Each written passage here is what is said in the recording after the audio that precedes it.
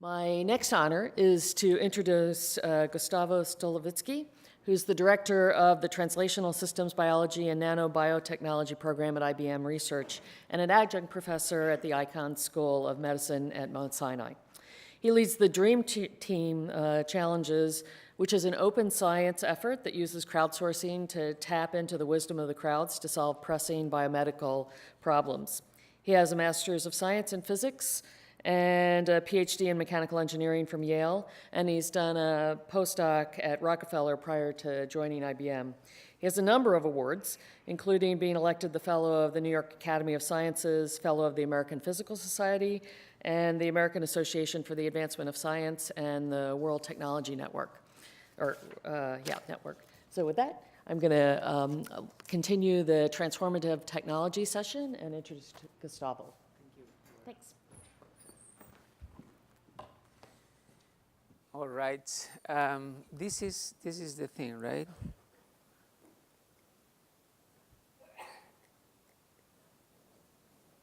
There you are. All right. Let's start with the wisdom of crowds, I think it's a very good talk to come after yours, Jay, because it has to do with crowdsourcing and how data, opening up data, could help us all. So the story starts in the fall of 1906. Many of you probably know about this, but some of you don't. It's a story worth retelling. When this gentleman called Francis Galton, who's a cousin of Charles Darwin, 85 years old at that time, went to a livestock and poultry country fair to try to disprove that democracy was a sound concept. He wanted to disprove that the democracy makes sense. And he wanted to do that by showing that the farmers that were engaged in a contest which had to predict the weight of an ox, that the farmers wouldn't know how to do that off their heads. And so basically what happened is that the organizers of this contest had a way to measure the weight of the dressed ox. And Darwin's cousin, Galton, got all these cards from all these 800 people that participated and did some statistics at home and found that the mean of all these guys was 1 pound away from the actual value. And so he convinced himself by doing this. He finishes his 1907 paper saying, this result is, I think, more creditable to the trustworthiness of a democratic judgment that might have been expected. He's saying the crowds somehow have an aggregate and collective wisdom that is worth tapping. So now I want to do a little experiments with all of us and try to use this as a metaphor for what's coming. So this is the experiment we are trying to do. I want you guys to try to tell me how many glass beads there is in this little jar. And you can get some information about this by looking at these pictures. These are like measurements taken out of a complex system that is inside a black box that you cannot access completely. So can you guess, and can you please send the results of your guess, and I'll give you 1 minute, to this place, right? r.crowds.wise@gmail.com, and we'll try to do some statistics at the end of the talk. So if you don't know how to do this, I thought that I should tell you, just touch the messages and then touch here where it says edit, right? From where you write here r.crowds.wise@gmail.com. Put the number that you think is the guess in the subject, but you also have to put something here in the text body, and just press send. And let's take a look again at this. And let's do this exercise for a second. Maybe we'll learn something. And I'm terrified that we'll learn that democracy is not good.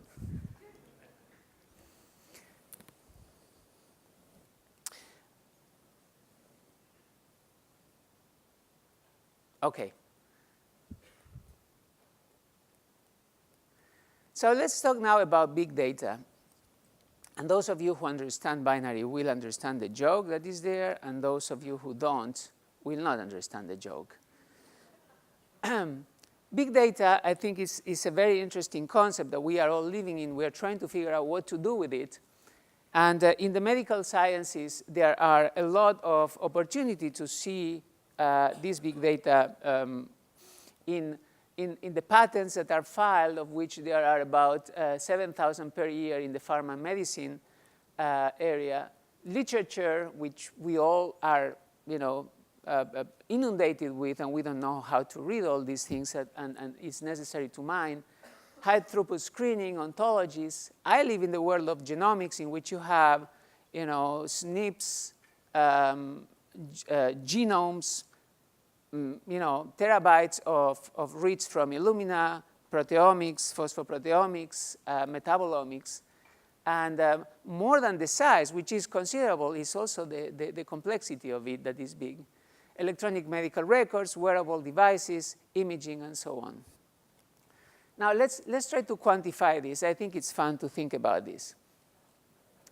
Now, bit stands for binary digit. It's a concept invented by Claude Shannon in 1949. It's just to say a 0 or a 1 tells you yes or no to a question. And a byte is 8 bits. A megabyte is 1 million bytes, and 50 megabytes is the size of a mammogram. 50 megabytes. 1 gigabyte is 1 million megabytes, and it's more or less the size. If you had to write ACGTTTAA, is the size. If you wrote for a human genome that information, that would be 3 gigabytes. A terabyte is 1,000 times that. And it's interesting that it's a box this size if you buy it, and in it would fit the whole Library of the Congress. And a petabyte, and I think this is interesting, is 1 million terabytes. If you piled up all the books whose information is more or less the size of a book, you would be able to go to the moon and come back in the pile of books. Of course, if you look at the projections, in 2015, it's expected that we will have a zettabyte, which is 1 million petabytes. So it's 1 million times going to the moon and come back in books. And the reason why I wanted to say this, as this is big information, big data, is not necessarily big knowledge. It's probably a lot of noise that we are accumulating. And this was kind of anticipated by one of my favorite writers and countrymen, Jorge Luis Borges, in his story in 1941 called The Library of Babel, where he imagined a universe, which could be called a library, composed of an indefinite and perhaps infinite number of hexagonal galleries. And what was in the galleries?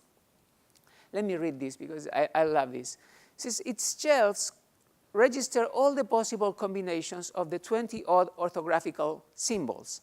Everything, the minutely detailed history of the future, the faithful catalogs of the library, thousands and thousands of false catalogs, a book made up of the letters MCV perversely repeated from the first line to the last. When it was proclaimed that the library contained all books, the first impression was one of extravagant happiness. All men felt themselves to be the masters of an intact and secret treasure. This inordinate hope was followed by an excessive depression. The certitude that some shelf in some hexagon held precious books and that these precious books were inaccessible seemed intolerable. And that's somehow how one may feel when you make a search in Google and you don't know how to access that book that contains the answer that could save your life, as Jay discussed before. Now, I'm not as pessimistic as Borges was with respect to this, but I think that there are ways in which we have to be smart in how to go and search for that book that contains the answer that we need. And I think that if we mix the wisdom of crowds that we discussed before with big data, we can try to find knowledge. Now, in 2006, thinking, guided by this vision, I created what they call the DREAM initiative, where DREAM stands for Dialogue for Reverse Engineering, Assessment, and Methods. The dialogue part is important. We need to talk to each other. And the reverse engineering has to do with trying to figure out what is under the hood of those black boxes, or even a cell, an organism. So at the same time, when we do this, when we are trying to reverse engineering, we use methods. And oftentimes, we don't benchmark them. We need to benchmark them and understand how well they perform the tasks that we are supposed to have them perform. OK, so these DREAM challenges, which we have been organizing since 2007, aim at the following thing. It's an open science initiative to make biomedical data open and available to all researchers. Not in a free form, we will see in a second, but sufficiently good. So in a way, what I want to do is take this thing that contains information I need and show it to everybody. Show it to everybody. Don't keep it to myself and try to count it. Make it sure that everybody has a chance to find the right number. We want to, in this way, accelerate the discovery by inviting all these people and communities to solve these biomedical problems. In a way, determine the solvability of a proposed challenge. For example, if we think that, as we had tried in the past, that the SNPs of individuals will have some of the indications of what drugs will be toxic for them, that's a prejudice. Is this true or not? If I try to solve it and I cannot say that it's unsolvable. But if 100 people, the best minds, could try and they didn't solve it, then I would say we have to go and try to find some other ways of doing it. Assessing the performance of the different proposed solutions and fostering collaborations on top of the wisdom, on the wisdom of the crowds.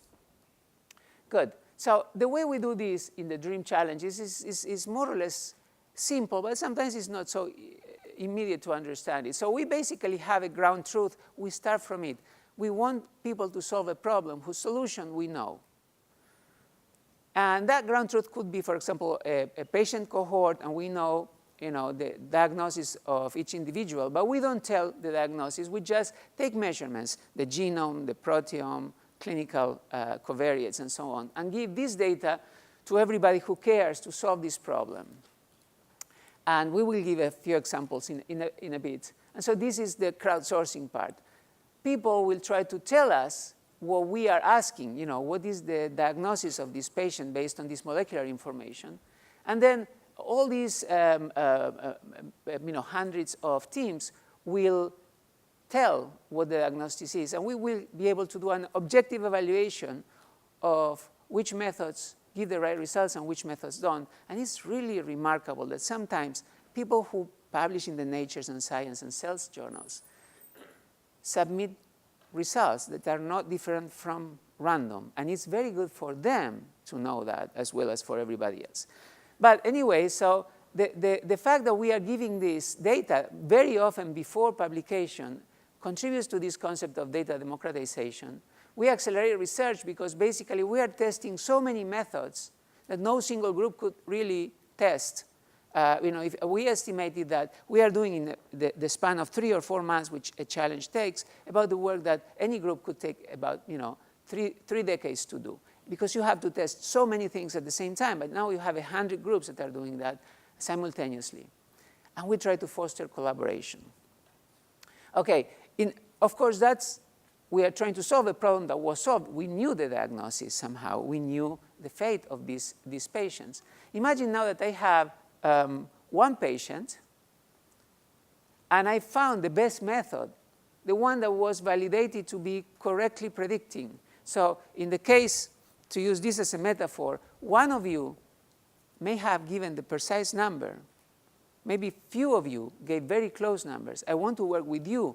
I want to work with you in order to solve these kinds of problems in the future. And for that, I will test your method in the data coming from this patient and try to get the diagnosis, the prognosis, the treatment, the side effects, and so on. So that's where we want to go, be meaningful and impactful in the clinic. So since 2006, we have curated 32 of these dream challenges. Let me tell you which were the ones that we did during 2014. One was what we call the Rheumatoid Arthritis Responder Challenge. A patient comes to a doctor with rheumatoid arthritis. The doctor typically will have to consider giving this patient anti-TNF-alpha medication. But about 10 to 20% of patients do not respond. Can we predict who will respond and who will not from clinical covariates and SNP data? That's one example. The acute myeloid leukemia outcome prediction. What is the outcome of a patient? Is the patient going to be resistant or is going to have remission of his or her cancer? Alzheimer's disease big data dream challenge, those are all challenges that we did. Also more basic science challenges such as, can we find the somatic mutations in a cancer? Is not so simple as people might think. Even if I go the best practitioner in the field, all these Illumina reads, germline and cancer, they will give me a list of potential somatic mutations. And if I ask now their neighbor, their list will be different. So which one is right, which one is wrong? We don't yet know. We are learning together. And benchmarking these things is one of the things that we are doing.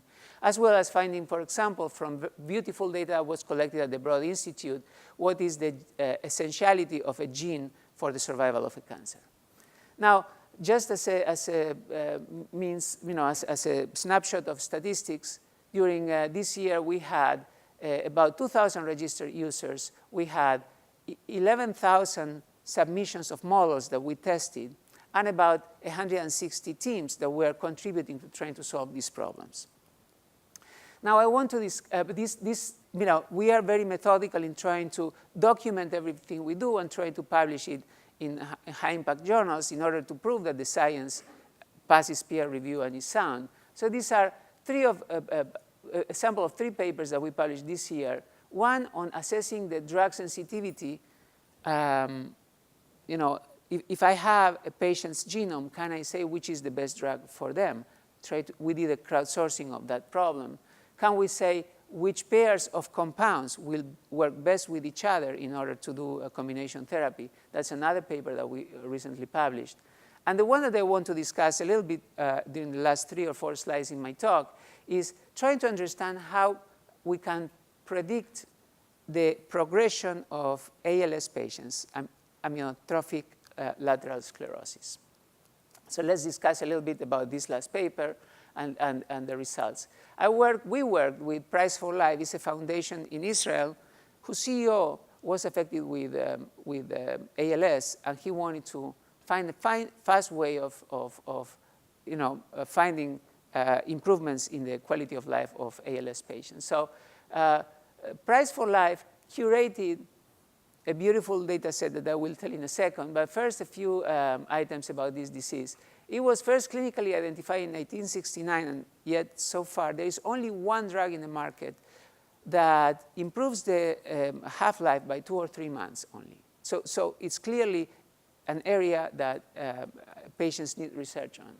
And just to say, one of the things that is important in what's coming next is that the progression of this disease is very heterogeneous. For example, you have people that progress like Lou Gehrig, and that is a disease that many of you know is called Lou Gehrig's disease, die very fast, within 2 years. Whereas the famous physicist Stephen Hawking has lived with this disease and been very productive for 40 years. So can we, and this is the question that we are asking, can we predict the progression when a patient comes to a doctor and the doctor starts to understand the clinical characteristics of this patient? Can we determine the progression of the disease in this individual? So Price for Life curated this PROACT database. It's very important work that they did. It's called a pooled resource open access ALS clinical trial datasets. Pharmaceutical companies would rather share their toothbrush than share their clinical trial information. And so in a way, what these people were able to do is pull together the clinical trials from several companies, in this particular case, 4, which had demographic, vital signs, lab tests, family history, clinical scales and scores. We divided, this is the curation of the challenge, we divided this data into, a piece of the data was going to be used for training, and a piece of the data was going to use for validation. And we crowdsourced it, and people, the challenge was, if you know the progression of this disease according to a scale called ALS-FRS, ALS Functional Rating Score, that tells you more or less how able or disabled a patient is getting in time. And if you know the slope of this score of functionality, can you tell me how this patient will fare in 1 year from now? So we asked people, we gave the 1 to 3 month ALS-FRS score, and we wanted to get the prediction at the end of one year. There was a prize of $50,000 for the predictive algorithm that fared the best, the person that told me the closest to the actual number of beats in my jar. And so 1,000 registrants, actually only 37 that finally submitted, and 10 that had valid submissions, because some submissions were really messy and were not scoreable. All over the world, 64 countries. And let's take a look at this. There were 6 teams that were reasonably good in predicting in terms of two metrics. One was how far you are from the actual score and ALS-FRS score of the functionality of the patient, and also how well correlated those scores were in the predictions with respect to the actual values. What is very interesting is that because we are predicting much better than we will see in a second than if you didn't have this information well aggregated, we estimated by doing simulations that there is a 20% reduction in the size of clinical trials that are needed in order to test new drugs. That means if you have a phase 3, 1,000 patient clinical trial, then if you thought that in order to be statistically powered you need 1,000 patients, well, now you need 800. And that is a reduction in price of about $6 million per trial. And that's why pharmaceutical companies took notice of this challenge, and now they are working with the best performers that actually created a new company in order to commercialize this. Now, notice a little bit of the wisdom of the crowds. When you aggregate team 1 and team 2, the error gets reduced even more, and the size of the clinical trial gets reduced even more. One more aspect of this I think is worth recalling is that if you do what we in bioinformatics like to call a clustering, trying to stratify the patient population, we find that there were of the order of 14 different clusters of patients in terms of how their ALS-FRS decreases in time. These are patients that fared pretty well. These are patients that fared pretty badly. Now, if you take one representative patient from each of these and give these 14 patients, the center of these clusters, to 12 doctors out of 6 countries in 12 very well-reputed clinics, and let's see how they predict what is the progression of the disease based on the same information that we give to the algorithms. It turns out that all the, higher here means worse, and lower here means worse. So all the clinicians that we were asked, that were asked, 12, were doing much worse, higher and to the left, than the 2 methods that were the best performing methods. That means that these 2 methods were doing, in aggregate, much better than each of the physicians that, from their experience, they could make a call, but they didn't have the ability to extract the patterns from all the data we produced. That's pretty interesting. Actually, this is the wisdom of crowds coming from the aggregate of all these guys, which is actually pretty good, is kind of the, gathering all the experience of these physicians and putting them together. The aggregate is right here, is pretty low, is the lowest, the RMS, the root mean square deviation, is not the highest correlation, but pretty good. Still not better than the methods. Now, let me finish the data, the slides with data, by saying that by analyzing this data, the people that were participating in the challenge found clinical covariates that were never considered to be reasonably associated with the outcome, the progression. And those are creatinine, the pulse, and phosphorus. So these are new hypotheses that can be created simply by finding what is associated with the outcome of the disease. And actually, you can see that creatinine is pretty well correlated with, this is the probability that it is correlated with the patient. So correlation with patients' decrease in ALSFRS are pretty high if you know the creatinine. So this is one way of stratifying the patient, and this is what the next challenge for ALS that we are organizing that will take place in June 2015, for which please go to Indiegogo, where we are trying to get some funding. We're using crowdfunding with crowdsourcing. Okay, how many bits were there? Now, let me see if I can tell you what you said.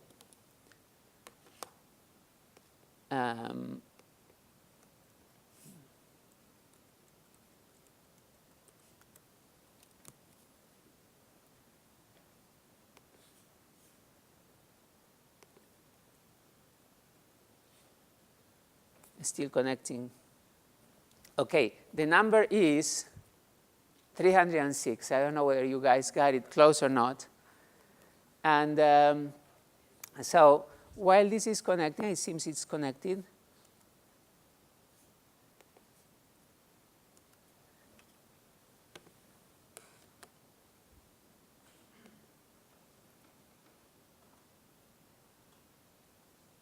Well, maybe I will be able to do this better if there are questions later, but I wanted to basically finalize by summarizing some of the conclusions. So basically, open challenges, we can do an objective assessment of analytical methods. Who has the best estimate? We can do a head-to-head comparison between methods, and it's not now here who is in the best institution or the worst institution. Actually, the people who we are picking up as the best performers are usually not from the best, most reputed institutions, are people who simply know how to solve the problem because of their experience and so on, which I think is a very important thing. It's not rich gets richer, it's really who knows how to solve it. We expose more researchers to data and important problems, and we really can aggregate the performance and tap on the wisdom of crowds. The more experts trying to answer a question, the more information we will have about its solution, especially if there are no first principles to solve it. And in respect to the ALS prediction prize, there was a development of novel predictive algorithms that resulted in aiding in clinical practice in predicting, telling a patient how long it's expected that he or she will live is very relevant for this patient. But also, in terms of clinical practice, in clinical trials, we can reduce the cost of it. And it takes a village, really. These are all the people that participate in challenges in one way or another, either curating, giving data, and the list is a little bit short. Okay, thank you very much.